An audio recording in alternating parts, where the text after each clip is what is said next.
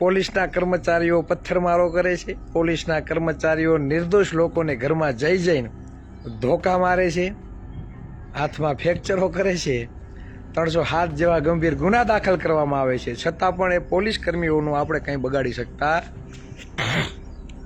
નથી. ખડગે સાહેબે એવું કહ્યું કે ગુજરાતની પ્રજા હજી અશિક્ષિત છે અને કેરળમાં શિક્ષણ વધારે છે, એટલે ત્યાં ભાજપનું કાંઈ ઓયલું નથી. એમ ભાજપમાં જ સત્તા પક્ષમાં એવા લોકો બેઠા છે જે અશિક્ષિત પણ છે અને જાતિવાદી છે. 85% સમુદાયના લોકો જ્યારે આંદોલન કરવા ઉતરે ને એટલે તેના ઉપર 307 દાખલ કરવામાં આવે અને ગંભીર પ્રકારના ગુના દાખલ કરવામાં આવે. જ્યારે પાટીદાર અને ક્ષત્રિય સમાજના આંદોલનકારીઓના કેસો પાછા ખેંચવામાં આવે. પણ કેમ ઓબીસી એસસી એસટી સમાજને અન્યાય કરવામાં આવે છે, સમાનતા નથી આપતી, યોગ્ય અવસર નથી આપવામાં આવતો.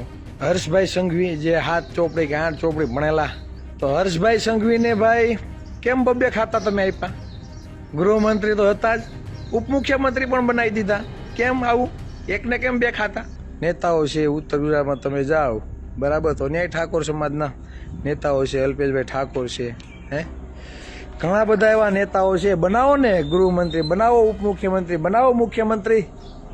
નહીં બનાવે કેમ કે આપણા લોકોને સાહેબ કહેવા પડે ને, ત્યાં આ લોકોને તકલીફ છે કે સંગઠન બનાવવી અમારો અધિકાર નથી. આ તમારા બાપની ધોરાજી હાલે છે કે તમે કયો તો જ અમારે સંગઠન બનાવવાનું, કોળીનું તમે કયો તો વીખી નાખવાનું. ફોન કરો ને એટલે હોમ ડિલિવરી કરીએ દારૂની. આવી પરિસ્થિતિ એ જગ્યાએ છે.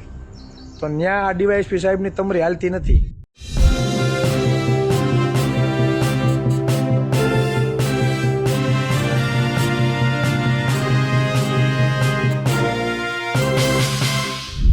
તમિલનાડુમાં કોર્ટે એક ચુકાદો આપ્યો. સમગ્ર દેશમાં એ ચુકાદો હાલ ચર્ચામાં છે. એમાં લોકડાઉન દરમિયાન એક દુકાનદાર, પિતા પુત્ર દુકાનદારે થોડું વધુ સમય પોતાની દુકાનને ચાલુ રાખી પોલીસે બંનેને પકડ્યા, 3rd ડિગ્રી આપી અને બંને પિતા પુત્રનું મોત થાય છે. હવે તેનો ચુકાદો આવ્યો છે અને લગભગ 9 પોલીસ કર્મીઓને ફાંસીની સજા અપાઈ છે. એ ઘટના અને ગુજરાતમાં જે રીતે પોલીસ મારકૂટ કરે છે, સરઘસ કાઢે છે, એ ઘટનાને લઈને કોળી આગેવાન ચિરાગ ઝાલાએ હવે કોમેન્ટ કરી છે. સાથે ભાજપ ઉપર પ્રહાર કર્યો છે અને ભાજપને તેઓએ જાતિવાદી સરકાર ગણાવી છે, જાતિવાદી પક્ષ ગણાવ્યું છે. નમસ્કાર, હું છું ચિંતામણી પુત્ર અનિલ પટેલ. સ્વાગત છે આપનું અમારા આ કાર્યક્રમમાં. જે રીતે આ સમગ્ર ઘટના ઘટી છે, તમિલનાડુ કોર્ટમાં તમામ પોલીસને ફાંસી અપાઈ છે.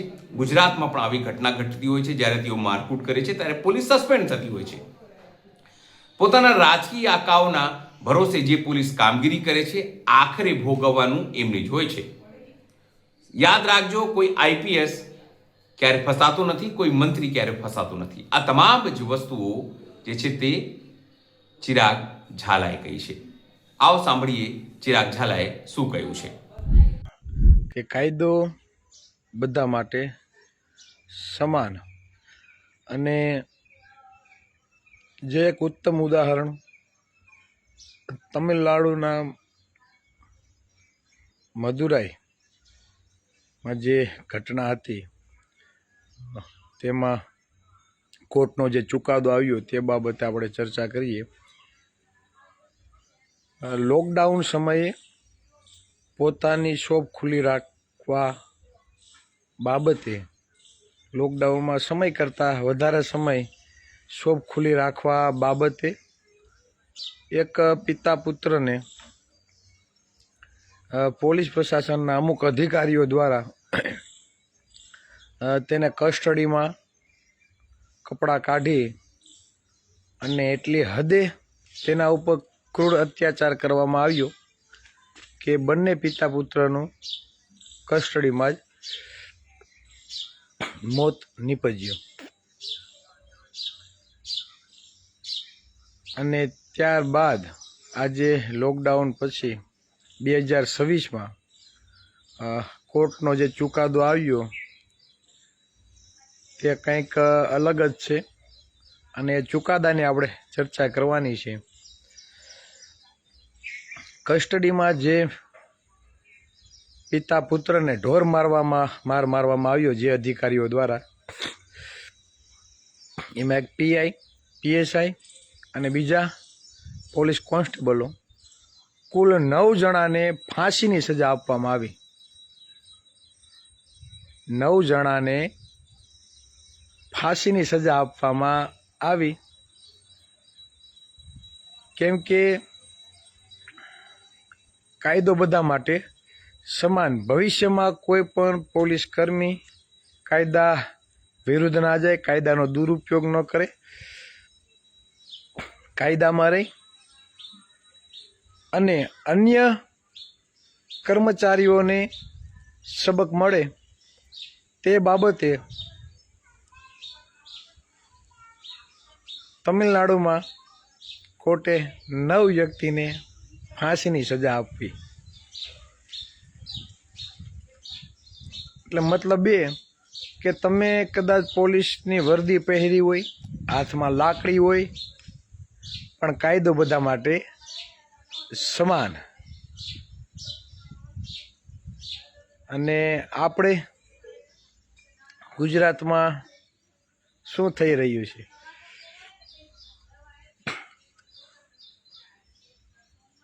પોલીસના ઉચ્ચ અધિકારીઓ દ્વારા ટોળું કાબુ કરવા માટે ખુલ્લેઆમ પોલીસના કર્મચારીઓ પથ્થરમારો કરે છે. પોલીસના કર્મચારીઓ નિર્દોષ લોકોને ઘરમાં જઈને ધોકા મારે છે, હાથમાં ફ્રેક્ચરો કરે છે, 307 જેવા ગંભીર ગુના દાખલ કરવામાં આવે છે. છતાં પણ એ પોલીસ કર્મીઓનું આપણે કંઈ બગાડી શકતા નથી. કેમ એ હું તમને કહું. કોંગ્રેસના અધ્યક્ષ ખડગે સાહેબના નિવેદનથી જે ભૂચાલ આવી છે, ત્યારબાદ ભાજપના ગુજરાત અધ્યક્ષ વિશ્વકર્માજીએ પણ જે નિવેદન આપ્યું છે તેને લીધે કાલથી તમે જો મીડિયામાં એક જ ચાલે છે, ખડગે સાહેબનું નિવેદન અને આપણે વિશ્વકર્મા સાહેબનું નિવેદન. કે ખડગે સાહેબ એવું કહ્યું કે ગુજરાતની પ્રજા હજી અશિક્ષિત છે અને કેરળમાં શિક્ષણ વધારે છે, એટલે ત્યાં ભાજપનું કાંઈ ઓયલું નથી એમ. એટલે ખાસ તે નિવેદનથી હું કહેવા માગું કે દક્ષિણ ભારતમાં શિક્ષણનું પ્રમાણ વધારે છે, એટલે ભાજપની દાળ ત્યાં ચડતી નથી. તમિલનાડુના કોર્ટનું રિઝલ્ટ તમે જો, અહીંયા ભાજપમાં જ સત્તા પક્ષમાં એવા લોકો બેઠા છે જે અશિક્ષિત પણ છે અને જાતિવાદી છે, જેને કારણે વારંવાર ઓબીસી, એસસી, એસટી સમાજના મકાનો પાડી નાખવામાં આવે છે, તેના જ ઘરોનું ડિમોલેશન થાય છે.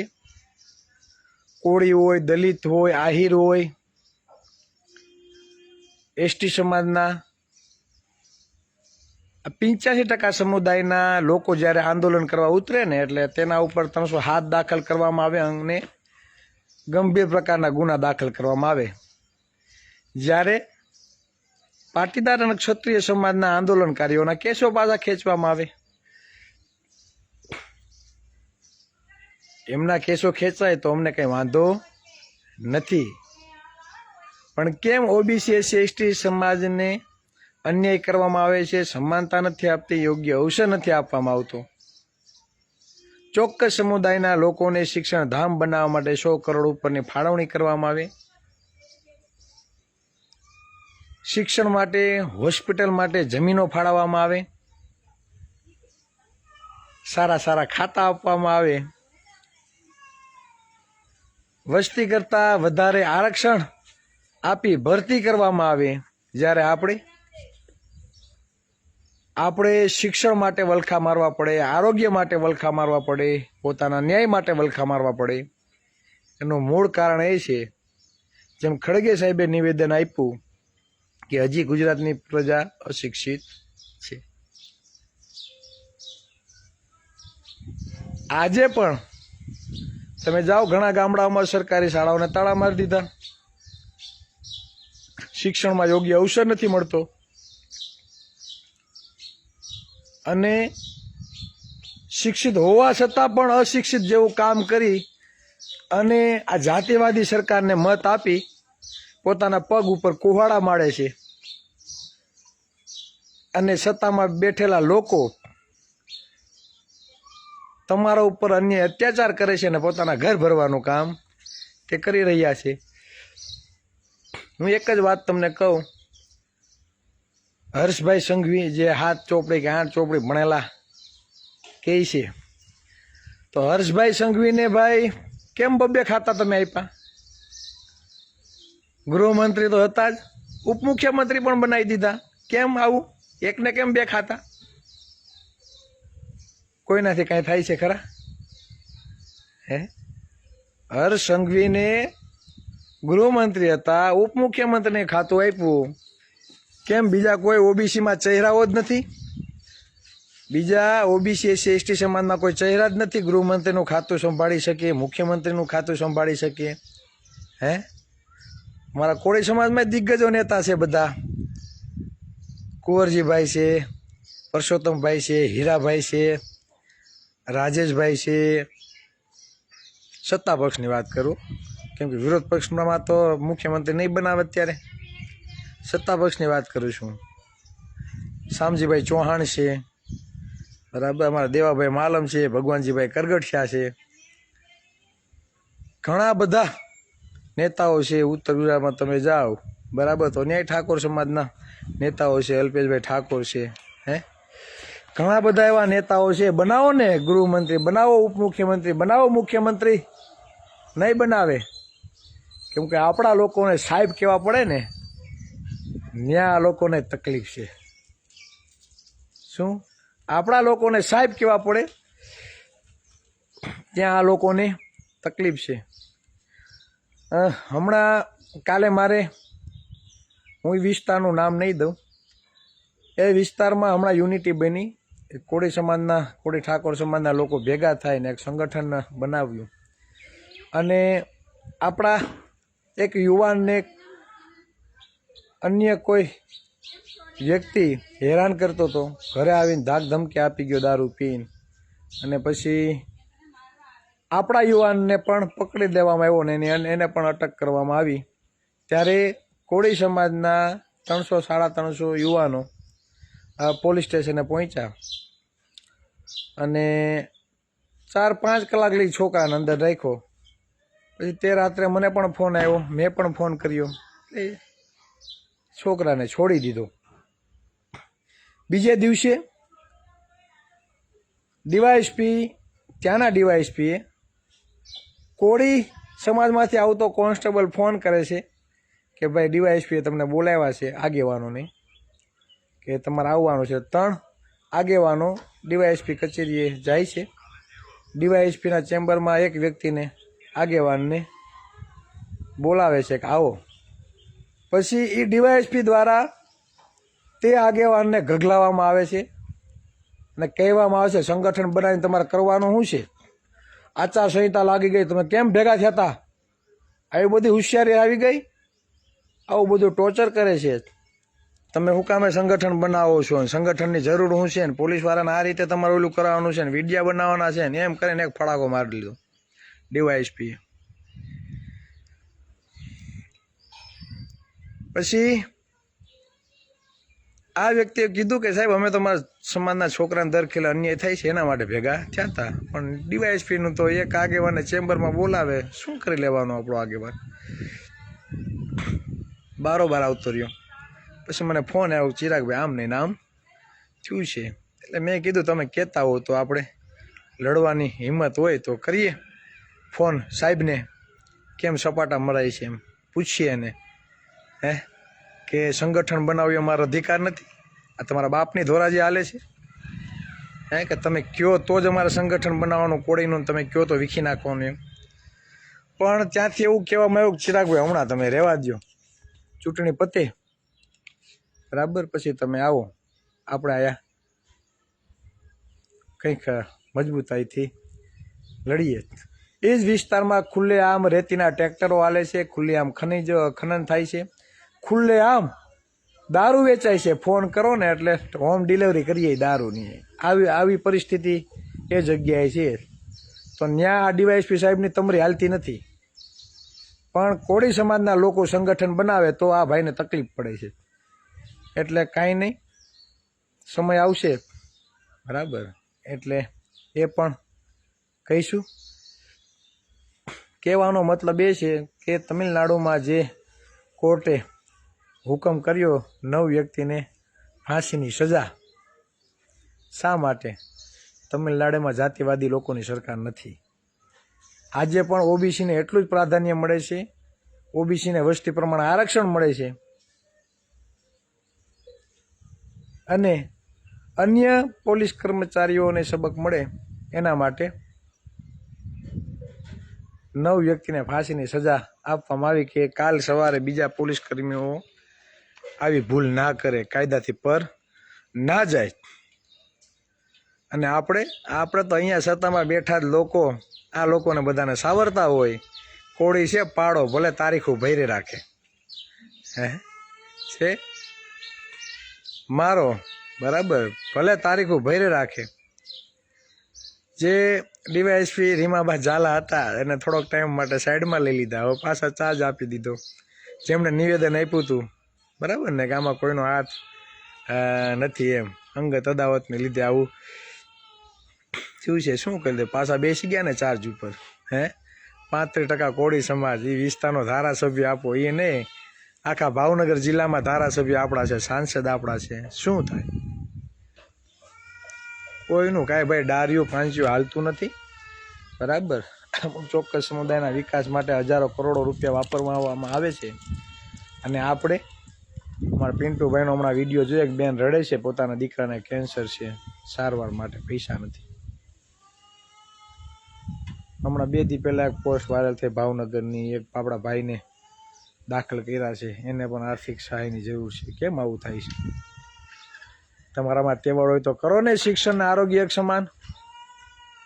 ગરીબનો વ્યક્તિ પણ એ સ્કૂલમાં ભણવો જોઈએ, અને પૈસેથી સદ્ધર હોય અબજો કરોડપતિનો દીકરો પણ એક જ સ્કૂલમાં ભણવો જોઈએ. કરો એવી વ્યવસ્થા, ખબર પડે કેટલી વીએ હો થાય. અને બીજું એ કે જે લોકો પક્ષ સાથે જોડાયેલા છે એ બધા મિત્રોને મારી નમ્ર વિનંતી કે થોડુંક પ્રચારમાં કંઈક અલગ લઈ આવો. મૂળભૂત સમસ્યાની તો વાત જ નથી થતી. ખાલી સત્તા પક્ષનો વિરોધ થાય છે, પણ તમારી મૂળભૂત સમસ્યાની વાત તો કરો કોક. તમે નિવેદન આપો હર્ષ સંઘવી આમ, ફલાણો ઢીકણો આમ, પણ જે પાયાના પ્રશ્નો છે, મૂળભૂત સમસ્યા છે, સમાનતાની જે વાત છે, જે નોકરીઓ ખવાય છે, જીપીએસસીમાં જે અન્યાય થાય છે, બજેટ માત્ર ચોક્કસ સમુદાય માટે વાપરવામાં આવે છે, આપણા ઉપર ખોટા ગુના દાખલ કરવામાં આવે, ચોક્કસ સમુદાયના લોકોના કેસો પાછા ખેંચવામાં આવે છે. આપણે જે અન્યાય થાય છે એ બાબતે સ્ટેજ ઉપરથી માઇક લઈને બોલો તો ખરા. તમે જાઓ રાજનીતિમાં, એનો કઈ વાંધો નથી, પણ મૂળભૂત સમસ્યા માટે બધા બોલો તો ખરી કે ક્યાં ક્યાં આપણને અન્યાય થાય છે. નહીં, સત્તા પક્ષ દ્વારા જ થાય છે. તમારે કઈ વિરોધ પક્ષનો વિરોધ નથી કરવાનો કે કોંગ્રેસ વાળા આપનો કરે ને આપવાળા કોંગ્રેસનો કરે. તમારે સત્તા પક્ષનો વિરોધ કરવાનો છે. જે સત્તા પક્ષના લોકોએ આપણી અસંખ્ય નોકરીઓ ખાઈ ગયા છે. જીપીએસસીમાં આજે અન્યાય થઈ રહ્યો છે, તો તે બાબતે હાથમાં માઇક આવે તો બોલો કાંઈક, તો લોકોને ખબર પડશે. માત્ર ચૂંટણી કરીને ઊભા રહીને જીતીને ખખેરીને નીકળી નથી જવાનું. કેમ કે તમે એક પ્રતિનિધિ છો, તમે રાજકીય પક્ષ સાથે જોડાયેલા છે, એટલે સમાજની જે મૂળભૂત સમસ્યાઓ છે તેના માટે તમારે અવાજ ઉઠાવવાની પહેલી ફરજ આવે. તો વિનંતી કરું છું, થોડુંક માઇક આવે તો થોડાક 2 શબ્દ બોલો કે કેમ ભાઈ ચોક્કસ સમુદાયનો જ વિકાસ થાય છે, કેમ ભાઈ હર્ષ સંઘવી જ ગૃહમંત્રી અને ઉપમુખ્યમંત્રી 2 ખાતા લઈ લે છે, કેમ 2% વસ્તી છે અત્યાર સુધીમાં 8 મુખ્યમંત્રી બની ગયા, કેમ 6% વસ્તી છે અત્યાર સુધીમાં 6 મુખ્યમંત્રી બની ગયા. બોલો તો લોકોને ખબર પડશે કે જાતિવાદ શું કહેવાય. માઇકમાંથી કયો કે હજી પણ કોળી, આહિર, ભરવાડ, કોઈ હુતાર, ઓબીસીના, એસસી એસટી સમાજના લોકોને આજે પણ મકાન લેવા જાવ ને તો એમ કે કેવા કોળી, તો કે મકાન નથી અમે આપતા, વેચાતું નથી આપતા, ભાડે નથી આપતા. હવે બોલો માઇકમાં તો ખબર પડે કે આઝાદીના 75 વર્ષ પછી પણ જાતિવાદનો ભોગ આપણે બનીએ છીએ. આ વાસ્તવિકતા છે, એ સ્વીકારવી પડે. બધી જગ્યાએ આમ જ હાલે છે લોલમ લોલ. એટલે રાજકીય પક્ષમાં જોડાવું, રાજકીય પક્ષમાંથી તાલુકા જિલ્લા પંચાયતમાં ચૂંટણી લડવી, પણ મૂળભૂત સમસ્યા માટે જ્યાં લગી તમે અવાજ નહીં ઉઠાવો ત્યાં લગી સમાજને ખબર કેમ પડશે ક્યાં થાય છે? કયો કે જ્યાં સૌથી વધારે ઓબીસીના નેતાઓ છે ત્યાં જ ખુલ્લેઆમ દારૂ વેચાય છે, અને પીવાવાળા કોણ છે? કેમ ખુલ્લેઆમ દારૂ વેચાય છે? એનું કારણ એ કે આપણા સમાજમાં વ્યસન વધી જાય અને મતની કિંમત ના સમજે,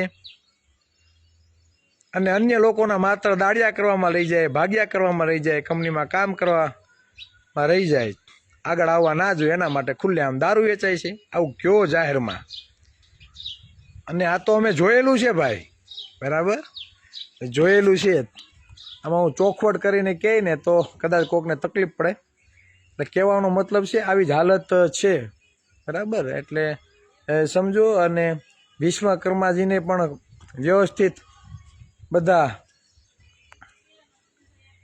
નિવેદનો આપે છે. એનું કારણ શું ખબર? એ પણ ઓબીસીનો જ, એ પણ ઓબીસીમાંથી જ આવે છે, એટલે એને બહુ મસ્ત મજાની બધા ઓલું કરશે. અત્યાર લગી હતા CR પાટીલ હતા, જીતુભાઈ વાઘાણી હતા, હાઈલાઇટ હતા, ડરનો માહોલ બતાવતા કે હા ભાઈ વ્યક્તિ એટલે કાંઈ ઘટે નહીં હો ભાઈ, એના હાથે ચડે એટલે પૂરું થઈ જાય. એવું આ વિશ્વકર્મામાં નહીં બતાવવામાં આવે. શું કામ? એ ઓબીસી છે એટલે એને એટલું હાઈલાઇટ નહીં કરે. એને હાઈલાઇટ ક્યાં કરશે? આવી જ્યાં જગ્યાએ ચીપટી આવશે ને ત્યાં ઓલા નિજ્જત કાઢવા હાટું બધા ઓહો હા કરશે. અને ઓલા તો CR પાટીલ તો આમ જો કાંઈ ને એની હથે ચડે એટલે પૂરું થઈ ગયું. હારાને ઓલું કરનાર આવી સાપ બેસાડવામાં આવે. અને હંમેશા મુખ્યમંત્રી કરતાથી ભાઈ જ હાઈલાઇટ હોય.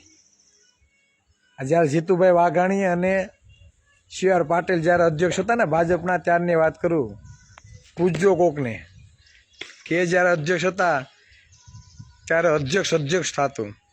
આ બિચારા વિશ્વકર્મા સાહેબ આવ્યા છે ઓબીસીમાંથી.